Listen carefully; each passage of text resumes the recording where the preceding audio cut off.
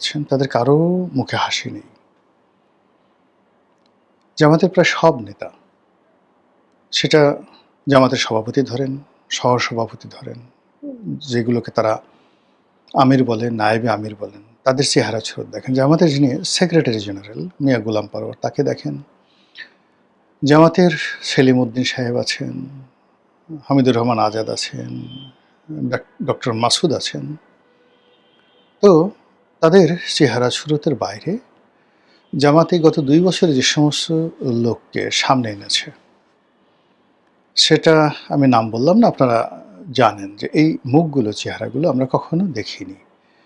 তাদের কারোরই মুখে ন্যূনতম হাসি নেই, এবং তারা যে সকল কথাবার্তা বলছেন সে সকল কথাবার্তার মধ্যে ইংরেজিতে যেটিকে বলা হয় কনসিস্টেন্সি, ধারাবাহিকতা, সেই ধারাবাহিকতা লক্ষ্য করা যাচ্ছে না। এবারে তাদের যে সকল প্রক্সি সংগঠন রয়েছে, যেমন প্রেস ক্লাবে কিছু সংগঠন সেই আওয়ামী লীগ জমানাতে তারা অনুষ্ঠান করতেন, অদ্ভুত অদ্ভুত নাম। আমি এগুলো বলে কাউকে ছোট করব না, এর কারণে প্রায় সবার সঙ্গে আমার একটা ব্যক্তিগত সম্পর্ক, মানে সামাজিক সম্পর্ক ছিল। তাদেরকে রাস্তায় দেখি কারো মুখে হাসি নেই। তাদের আরও অনেক প্রক্সি টিম ছিল, এখনও আছে। যে প্রক্সি টিমের একটা অংশ বিএনপির সঙ্গে ছিল, প্রক্সি টিমের একটা অংশ আওয়ামী লীগের সঙ্গে ছিল এবং আছে, বিএনপির সঙ্গে ছিল এবং আছে। তারপর সচিবালয়, সেনাবাহিনী, কোর্ট কাছারি থেকে শুরু করে সব জায়গাতেই তারা এজেন্ট, প্রক্সি এবং পেইড এজেন্ট, এগুলো তারা খুব সুকৌশলে দীর্ঘদিন ধরে এই রিক্রুটমেন্টে তারা চলে আসছে। তো যতটুকু আমি চিনি এবং জানি, কোথাও তাদের কেউ এই মুহূর্তে স্বস্তির মধ্যে নেই। একেবারে সাম্প্রতিক সময় তাদের যে বন্ধুত্ব, তাদের যে অ্যালাইনমেন্ট, সেটি তারা তৈরি করেছে এনসিপির সঙ্গে। এনসিপিকে তারা মূলত চেয়েছিল যে সরকার এনসিপি, মানে এনসিপি সরকার গঠন করুক, ডক্টর মোহাম্মদ ইউনূসের নেতৃত্বে প্রধান বিরোধী দল জামাত থাকুক, আর বিএনপি থাকুক তৃতীয় বৃহত্তম দল। এবং এরকম একটা ম্যাটিকুলাস ডিজাইন তারা বাস্তবায়ন করার চেষ্টা করেছিল। তাদের দ্বিতীয় অপশন ছিল জামাত ক্ষমতায় থাকবে, এনসিপি বা বিএনপি যে কেউ দ্বিতীয় বৃহত্তম দল হবে। তাদের একেবারে তৃতীয় এবং সর্বশেষ যে প্রচেষ্টা, সেটা ছিল যে কোনো মূল্যে নির্বাচনটিকে পিছিয়ে দেওয়া, 1 বছর, 2 বছর, 3 বছর, 4 বছর, এবং ডক্টর মোহাম্মদ ইউনূসের জমানাকে টেনে নিয়ে যাওয়া। কিন্তু এই ঘটনার সঙ্গে আন্তর্জাতিক চক্র জড়িয়ে যায়, বিশেষ করে আমেরিকা। কেন জড়ায়, কিভাবে জড়ায়, এই বিষয়গুলো বলতে গেলে আরও অনেক সময় লেগে যাবে। মূলত বাংলাদেশে যে উগ্রবাদের রমরমা ভাব, যে সমস্যাটা মিশরে হয়েছিল মুরসির জন্য, অর্থাৎ দীর্ঘদিন পরে মুরসি যেভাবে ক্ষমতায় এলো, ক্ষমতা আসার সঙ্গে সঙ্গে মুরসির যারা লোকজন, মুসলিম ব্রাদারহুড, তারা চাইল সেনাবাহিনীটাকে ভেঙে দেওয়ার জন্য, মিশরের সেনাবাহিনী। এবং অবাক করার ব্যাপার হলো যে আমাদের দেশের সেনাবাহিনী যতটা না জনপ্রিয়, তার চেয়ে 100 গুণ কিন্তু মিশরের সেনাবাহিনী ভীষণ রকম জনপ্রিয়। সেখানে যারা শীর্ষ পর্যায়ে ক্ষমতায় এসেছে তাদের কথা আলাদা। আমি মিশরে বেশ কয়েকবার গিয়েছি, সাধারণ মানুষের সাথে কথা বলেছি। যেমন পাকিস্তানের সেনাবাহিনী খুব শক্তিশালী কিন্তু জনপ্রিয় নয়। আবার এখন ধরুন মিশরের সেনাপ্রধান সিসি বা হোসনি মোবারক, তাদের সম্পর্কে এই পলিটিক্যাল যে পোস্টগুলো যেগুলো টপে যায়, তারা সাধারণত অনেকে বিতর্কিত হন, অজনপ্রিয় হয়ে পড়েন। কিন্তু অ্যাজ এ মানে মিলিটারি সেনাবাহিনী, সেই যেদিন থেকে সেনাবাহিনী চলছে সেই দিন থেকে তারা ভীষণ রকম জনগণ সেনাবাহিনীকে পছন্দ করে। বিশেষ করে অটোম্যান জমানাতে সেই যখন মোহাম্মদ আলী নামক একজন তাদের গভর্নর ছিলেন, মোহাম্মদ আলী পাশা, একটু পড়ে দেখবেন, দেখলেই বুঝতে পারবেন। তো মোহাম্মদ আলী পাশা তাদের দেশে সে অটোম্যানদের যাকে বলা হয় গভর্নর ছিলেন, কিন্তু অভ্যন্তরীণ গভর্নর থাকার পরও তিনি সেনাবাহিনীকে একটা জাতীয়তাবাদী সেনাবাহিনী গড়ে তুলেছিলেন। ফলে কি হলো, সেই অটোম্যান সম্রাটরা বুঝতেন যে এ গভর্নর কিন্তু সেনাবাহিনীটাকে এতটা শক্তিশালী সে করে ফেলেছিল মোহাম্মদ আলী পাশা, যে সেই সেনাবাহিনীকে বাদ দিয়ে মোহাম্মদ আলী পাশাকে পদচ্যুত করা, নতুন গভর্নর নিয়োগ করা অটোম্যানদের মানে অসম্ভব একটা ব্যাপার ছিল। তখন এই মোহাম্মদ আলী পাশা তার ছেলে, এটা বংশ পরম্পরায় এই গভর্নর পদটি তারা অধিকার করে পিছনে সেনাবাহিনী ব্যাগ দিয়ে থাকে। ওই যে সেনাবাহিনীর ওই মোহাম্মদ আলী পাশার জমানাতেই কিন্তু এই সুয়েজ খাল খনন করার জন্য ফ্রান্সের কোম্পানির সাথে চুক্তি হয়। পরবর্তীতে এই কোম্পানির সঙ্গে আবার ইংল্যান্ড যুক্ত হয়ে যায়। এরপরে যখন এই সুয়েজ খাল নিয়ে সেই গামাল আবদেল নাসেরের সময় যুদ্ধ হয়, এবং গামাল আবদেল নাসেরের নেতৃত্বে পুরো 50-এর দশক এবং 60-এর দশকে পুরো সেনাবাহিনী কেবলমাত্র মিশন নয়, এই সেনাবাহিনী পুরো লেভান্টে, পুরো সিরিয়াতে, আরবে এতটা জনপ্রিয় হয়ে পড়ে যে প্রতিটি দেশের জনগণ নিজেদের স্বাধীনতা এবং সার্বভৌমত্ব বিসর্জন দিয়ে তারা মিশরের অধীন, মিশরের নাগরিক হওয়ার জন্য পাগল হয়ে পড়ে। এবং আশ্চর্য ব্যাপার, সিরিয়া তার স্বাধীনতা বিসর্জন দিয়ে এই গামাল আবদেল নাসেরের নেতৃত্বে তারা একটা কনফেডারেশনে চলে আসে। তো সেই সেনাবাহিনী মানে মোর দ্যান 100 ইয়ার্স তারা এরকম একটা জাতীয়তাবাদী ভাবমূর্তি গড়ে তুলেছে। সেই সেনাবাহিনীটাকে ডিসলভ করার জন্য, ডিসব্যান্ড করার জন্য যখন মুরসি এবং তার লোকজন, মুরসি নিজে না তার লোকজন যেভাবে উন্মাদনা তৈরি করলো, তার ফলে কিন্তু মুরসিকে মরতে হলো। সেনাবাহিনীতে কাউন্টার কু হলো। গামাল আবদেল নাসের ক্ষমতায় আসলেন, সেই যাকে বলা হয় গামাল আবদেল নাসের ক্ষমতায় আসলেন সৈয়দ কুতুবের যাকে বলা হয় দয়ায়। সৈয়দ কুতুব ছিল মুসলিম ব্রাদারহুডের প্রধান।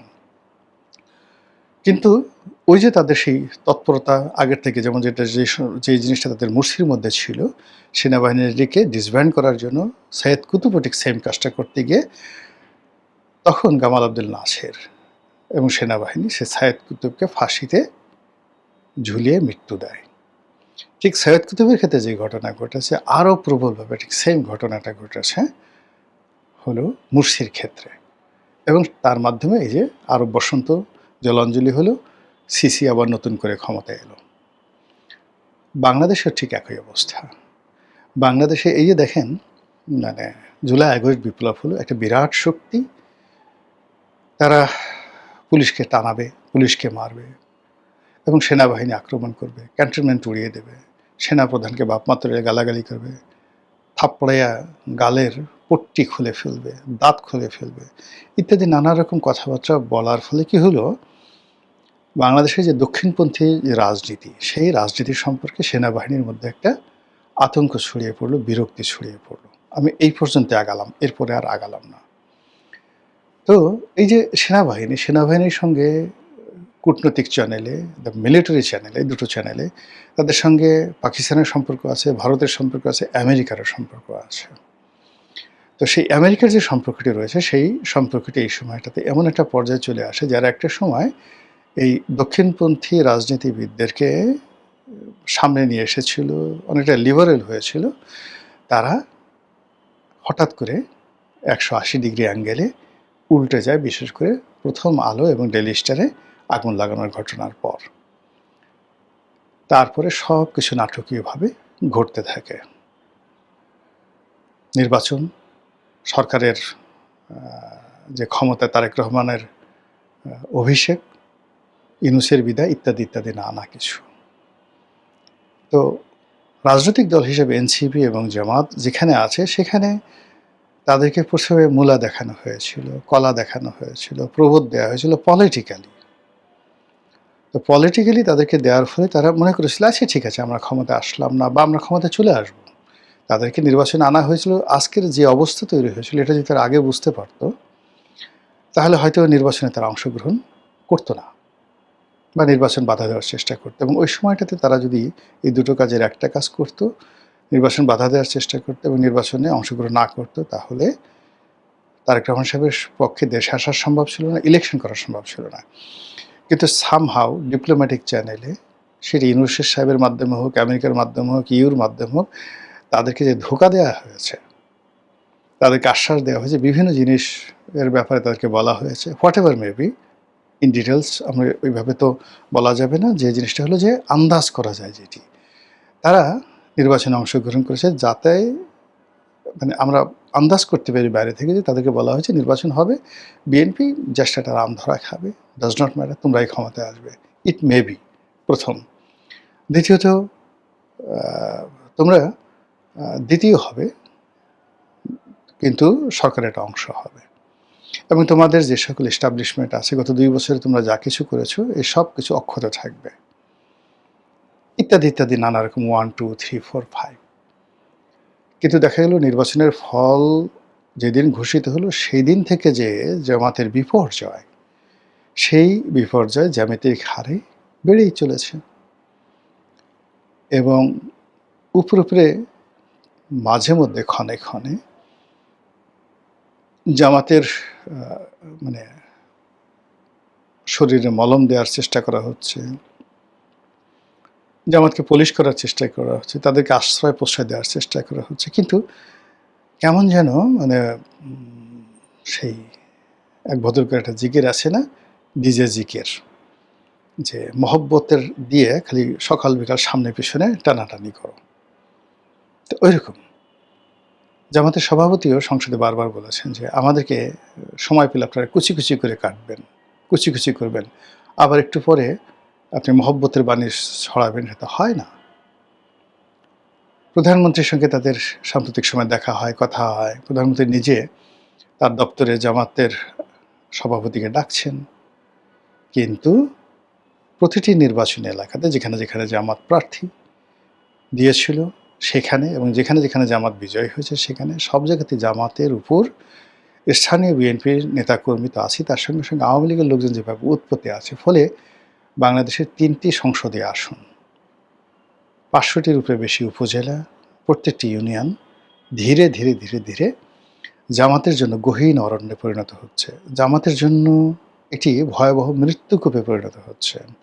জামাত বুঝছে যে তারা একটা ট্রায়াঙ্গেল, সেই বারমুদা ট্রায়াঙ্গেলের মধ্যে পড়ে গেছে এবং এই প্রবলেমটা এখন যে অবস্থাতে আছে আপনি দেখবেন আগস্ট সেপ্টেম্বরে গিয়ে এটি আরও মারাত্মক আকার ধারণ করবে এবং সেক্ষেত্রে জামাত প্রতিটি পক্ষের কাছেই তারা অগ্রহণীয় হয়ে পড়বে, অবিশ্বস্ত হয়ে পড়বে এবং প্রায় সকল মানুষের আক্রমণ, তুচ্ছ-তাচ্ছিল্য এবং ঘৃণার কারণ হয়ে দাঁড়াবে। তো জামাত এই জিনিসগুলো যে হবে জামাতের জন্য, জামাত মনে করছে যে এজন্য তাদের কোনো দোষ নেই, সব দোষ বিএনপির, সব দোষ তারেক রহমান সাহেবের, সব দোষ ডক্টর মোহাম্মদ ইউনূসের।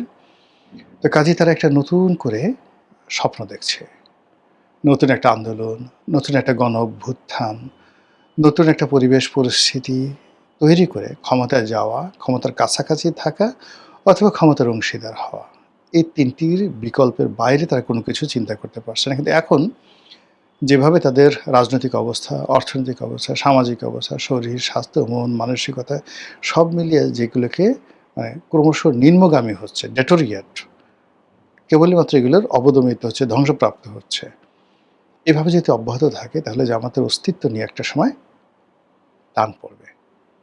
এই কারণে আপনি লক্ষ্য করবেন যে জামাতের কথাবার্তায় ধারাবাহিকতা নেই, তাদের মধ্যে অস্থিরতা আছে, তাদের মন খারাপ এবং তাদের ABCDEFGH এই যে প্রক্সি টিমগুলো রয়েছে, প্রত্যেকটা টিম রাত দিন পরিশ্রম করছে সরকারের বিরুদ্ধে ন্যারেটিভ তৈরি করার জন্য, তারেক রহমান সাহেবকে পচিয়ে দেওয়ার জন্য। আওয়ামী লীগের সাথে তারা মানে একদিকে আওয়ামী লীগকে প্রতিহত করার জন্য তারা দৃঢ়তা দেখাচ্ছে, অন্যদিকে পর্দার আড়ালে যে কী হচ্ছে আমরা কিন্তু এখন পর্যন্ত বলতে পারছি না। ভালো থাকুক প্রিয় দেশ, ভালো থাকুক স্বদেশ, ভালো থাকুন এদেশের সকল মানুষ, মেহনতি মানুষ। এই দোয়া করছি।